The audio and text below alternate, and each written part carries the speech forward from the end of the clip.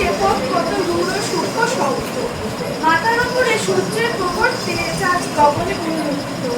নিষ্ঠুরতা কঠোরতা ভরা পথখানি, পথে চলতে চলতে আজ হতাশার গ্লানির হাত ছাড়ে। যদি জানি পথের এখনো বহু খালি, তবে কি আজ এই পথ কখনোই করবে শেষ?